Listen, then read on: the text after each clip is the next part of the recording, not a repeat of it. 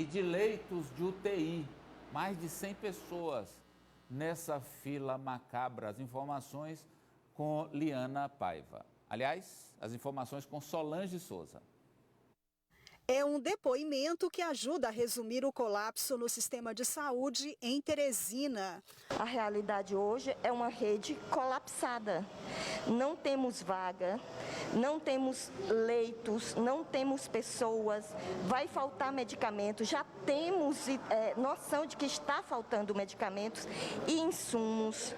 A Cilinara Feitosa é presidente do Conselho Municipal de Saúde. Ela diz que não há mais leitos disponíveis e que os pacientes estão sendo internados nas salas de medicamentos dos hospitais. Essa do Promorá me chocou muito, porque quando a gente chega no hospital, que a sala de medicamentos, que era para ser feito os medicamentos, está ocupada num espaço mínimo, com 3 pacientes, o paciente não Covid, provavelmente ele vai morrer porque ninguém está dando atenção a ele.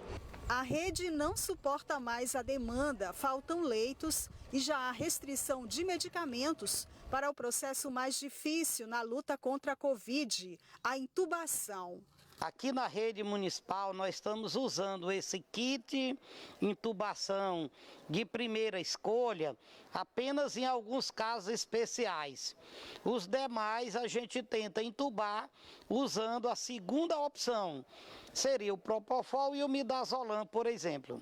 As UBSs também não suportam mais a procura intensa de pacientes com síndromes gripais. São 16, voltadas exclusivamente para a Covid-19. Essa semana o Ministério da Saúde bloqueou a venda individual de todos esses produtos. Somente ele poderá comprar e vai distribuir conforme a necessidade dos municípios, dos estados, dos hospitais que têm UTI. Mais de 100 pacientes na fila de espera. Certamente nós não teremos como atender todos esses pacientes. De acordo com a Fundação Municipal de Saúde, nesta segunda-feira, 121 pacientes com Covid-19 estão na fila de espera por leitos de UTI e também leitos de enfermaria. 54 só para a unidade de terapia intensiva. Esse é o pior cenário desde o início da pandemia, com 1.497 mortes. O prefeito Dr. Pessoa disse hoje que não pretende emitir um novo decreto, mas que a fiscalização vai ser ainda mais rigorosa. Ele propôs uma espécie de escalonamento de trabalho no comércio em 3 turnos para diminuir a circulação de pessoas na cidade. Eu fiz o primeiro decreto, o governo do estado, mas a justiça derribaram o decreto. O segundo decreto, a mesma coisa. No segundo decreto, eu disse que houvesse uma flexibilização durante a semana e uma ideia nova que eu já discuti com os comerciantes, que era o comércio funcionar em 2 ou 3 turnos. Bem, vamos começar pelo final dessa matéria, que é o doutor Pessoa dizendo o seguinte: não, fiz 1, derrubaram, fez 2, derrubaram, fez 3, não vai fazer mais. Só... O entendimento é esse, né? Que desistiu. Já faz, derruba, faz, é igual os castelos de areia que o Ananias levanta e o Ari chuta. O Ananias levanta o castelo, o Ari chuta. O Ananias desistiu. Ele já conseguiu deixar claro o ponto dele, né? Já está claro, né? Já está claro. Agora, essa ideia eu não entendi direito. Talvez só o Farol possa me explicar. Não sei se a Sávia também, ou a própria Poliana, ou quem sabe o Lorde, que é o comércio funcionar em 3 turnos.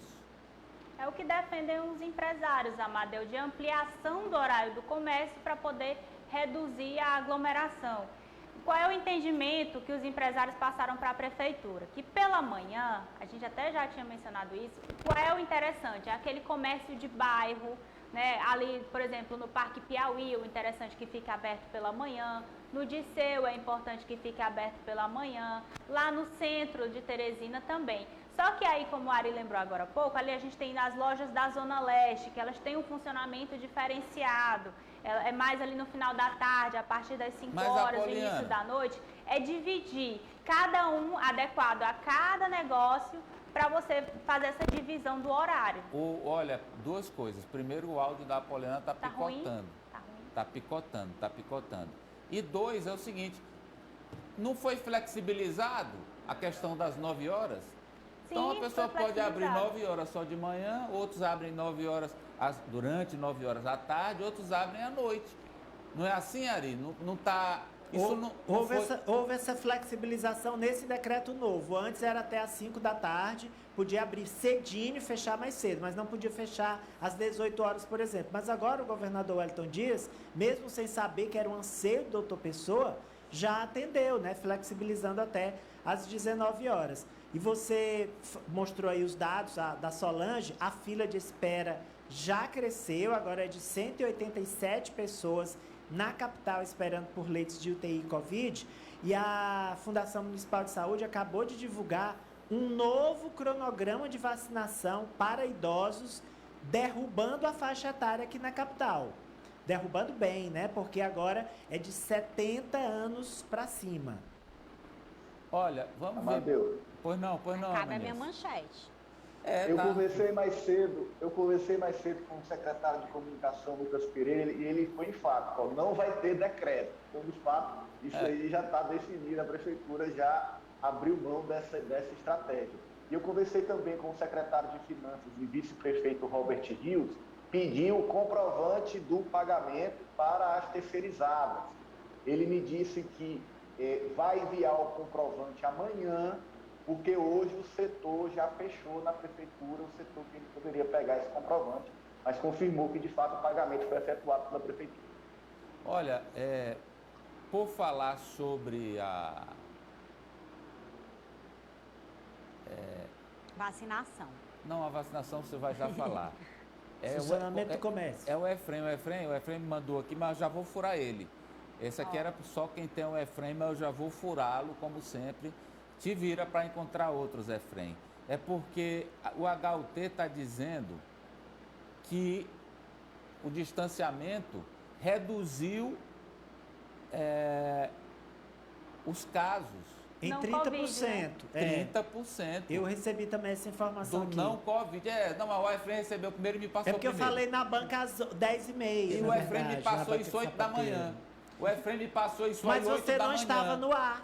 O Efrem me passou 8 da manhã. Mas só você isso. não estava no ar. Então, quem está aí Duelo, Amadeu e Ari de novo. Quem está aí é o gente. Fábio Marcos, que é o diretor do HUT, e ele informou o seguinte: final de semana é sempre lotação no pronto-socorro por causa dos traumas que ocorrem em maior quantidade.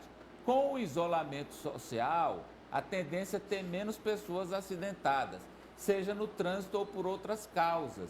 Inclusive, a queda foi de 30% em relação ao final de semana anterior, dos dias 13 e 14 de março.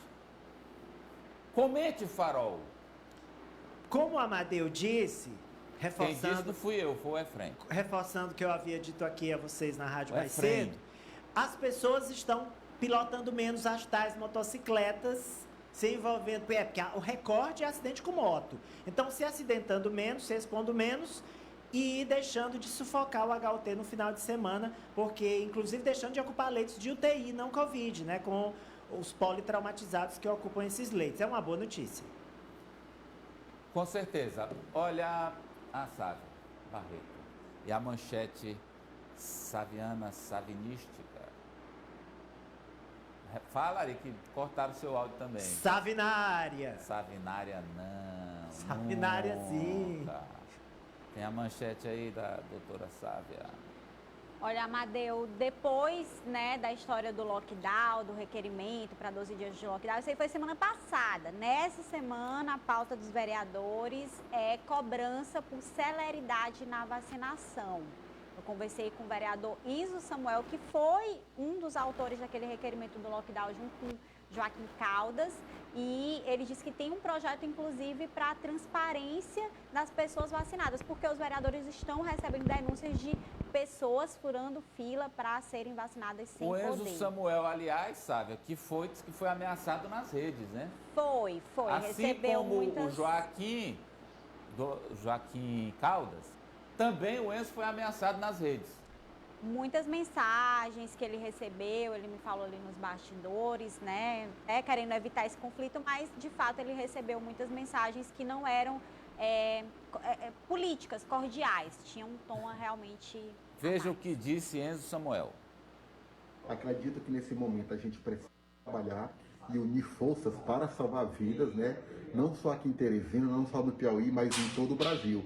A gente vê quantas pessoas estão perdendo suas vidas sem sequer ter ao menos o direito de lutar por ela, porque não tem vagas, né? Nós até apresentamos aqui na Câmara um projeto de lei que é o Portal da Transparência da Vacinação, né, que já foi aprovado e falta ser sancionado pelo prefeito municipal, onde a população vai poder ter um controle maior, saber quem está sendo vacinado, quantas pessoas, quais são os grupos de prioridade que estão sendo vacinados e evitar assim o chamado fura-fila. O que a gente precisa nesse momento, sabe, é unir força. Nosso inimigo em comum é esse vírus e a gente precisa lutar o máximo possível para salvar vidas. O Samuel, também o vereador Venâncio Cardoso, ele fez uma crítica indireta, mas que cabe na prefeitura, porque ele colocou a tabela de vacinação, ele tem parentes no estado do Pará, e ele colocou a tabela lá que mostra que eles estão bem mais adiantados do que Teresina. Coloca aí a tabela que o Venâncio fez referência, comparando, né? Belém com Teresina. Ou seja, a distribuição mesmo em cada estado, olha aí, veja o dia exato para vacinar idosos de 60 a 67 anos. Então, lá no Pará, eles já estão com essa faixa etária, né, mais adiantada. E ele coloca no texto que gostaria que Teresina tivesse assim, que é importante que a gente possa acelerar a vacinação também na capital. 2 vereadores de oposição, foram eleitos na oposição, que é o Venâncio PSDB e o Enzo no PDT. E aí eu questionei para outros vereadores ali nos bastidores por que eles acham, então, que a vacinação tem um problema nacional de coordenação, mas assim, alguns estados, algumas capitais estão vacinando faixas mais adiantadas, então estão mais céleres. E eles falam, olha, sabe, eu acho que tem como a prefeitura pressionar o governo federal, isso precisa de articulação política nacional. A gente vê, por exemplo, um político muito influente nacionalmente é o próprio senador Ciro Nogueira, mas não tem uma boa relação com o prefeito Doutor Pessoa. Então é preciso que a prefeitura escale ou tenha interlocutores em Brasília para poder acelerar isso. Mas, Apoliana, o problema não é só de Teresina, né? Não, o presidente da PPM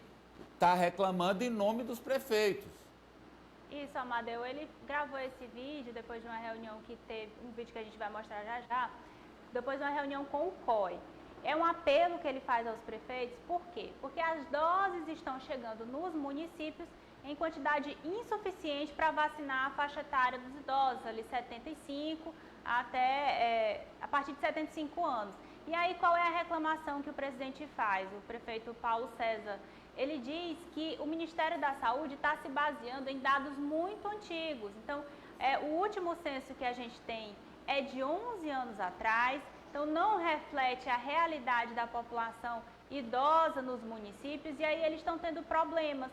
Qual é a solução que está se encontrando? É cada município notificar a Secretaria de Estado da Saúde para poder essas doses serem distribuídas conforme a demanda. Vamos ver o que diz o presidente da PPM, mas antes eu preciso dizer, um país como o Brasil, o último censo foi feito há 11 anos. É uma vergonha, tá errado, não vai não. Que lástima, Deoclésio. Quer dizer, a gente não está buscando catalogar, conhecer a nossa população há 11 anos. Bem, vamos ver o que diz o presidente da PPM, então, sobre atraso, lentidão e essa dificuldade das prefeituras em vacinar. Quero só reforçar a vocês que falem com os seus secretários de saúde ou secretários de saúde para oficiar a CESAP quanto aos idosos que ficaram sem vacina, porque o Estado já comunicou em razão da maior regularidade, da quantidade de vacinas que estão vindo semanalmente, ele vai utilizar mais aquela reserva técnica de 5% para a primeira dose, ou seja, os municípios que estão sofrendo aquela defasagem receberão mais vacinas para completar, para concluir aquela faixa etária, principalmente acima dos 80 anos. Então vamos lá, fale com o seu secretário para encaminhar. Tem aquele negócio, resumindo aqui, Apoliana, como eles estão baseando no censo de 2010, Sim. aí eles olham lá, cidade X, lá existem 100 pessoas acima de 80 anos. Só que 11 anos depois, hoje pode ser 200, 300, Exatamente. e aí a vacina não dá. É para isso que o presidente está alertando, né? Isso, ele também faz um apelo em outro trecho do vídeo, que é um pouquinho maior, Amadeu, sobre os secretários falarem também sobre a situação das ambulâncias, porque com a necessidade de trazer pacientes para hospitais regionais e até aqui para Teresina, eles também estão com essa dificuldade. Ambulâncias, até às vezes tem ambulância, mas está numa situação muito precária e não tem como atender o cidadão de forma eficaz. Então, são 2 levantamentos que a PPM está fazendo para poder ajudar nesse processo junto aos municípios e Secretaria de Estado da Saúde, já que não vem de um lado,